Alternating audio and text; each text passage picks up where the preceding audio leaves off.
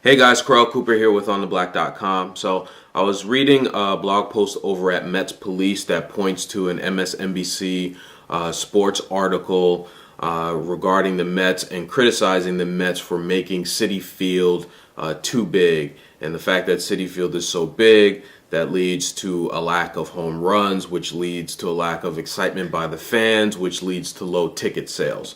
And while I feel that this blog post over at MSNBC Sports was well written, I do disagree with it, and I have a few reasons.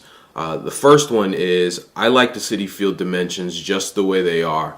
I think that a lot of these new ballparks that are built around the majors, some of these bandboxes where home runs fly out every single inning, left and right, I think cheapens the game of baseball in a way, and I'm not a big fan of that. The second reason is, people like to make a big deal about the Mets only hit 95 home runs last year, and that was also mentioned in this blog post.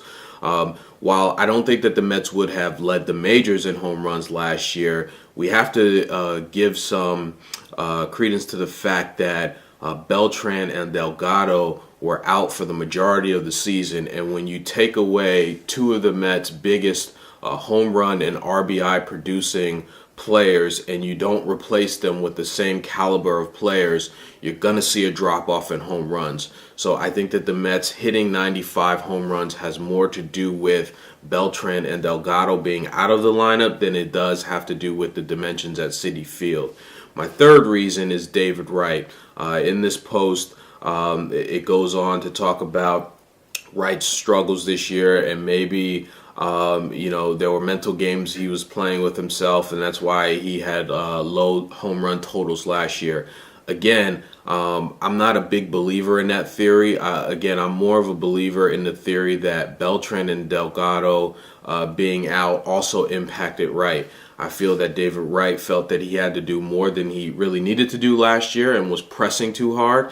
And the fact that Beltran and Delgado were not in the lineup at times, pitchers maybe weren't pitching to David Wright how they would have if Delgado and Beltran were in the lineup. And maybe Wright wasn't getting the pitches or seeing the pitches that he normally sees. So I think that, that plays more of a part of it than the dimensions at Citi Field. I mean, we saw visiting teams come in all the time and hit home runs out of Citi Field with no problem. So I think that has some more to do with it.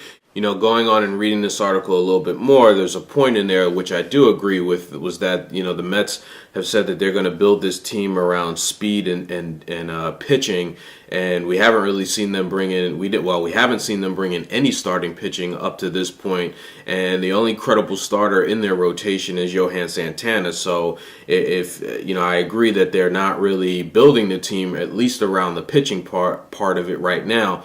One thing that I also want to point out is that the shortest part of Citi Field is actually down the right field line over in the Pepsi Porch area. And another thing that the Mets could have done this offseason, which they didn't do, was possibly bring in some left-handed power to take advantage of the Pepsi Porch. We saw Chase Utley come in to Citi Field last year and take advantage of it and dump a number of home runs in that corner. And, I would have thought that the Mets, their lineup right now is really right-handed heavy, and I would have thought that they may have gone out and signed a left-handed bat or two to bring into this lineup. I know that Beltran's a switch hitter when he comes back. I know Reyes is a switch hitter too, but I would have thought that they would have looked at bringing in some left-handed pop to take advantage of the Pepsi Porch the way that, like I said, Chase Utley did last year.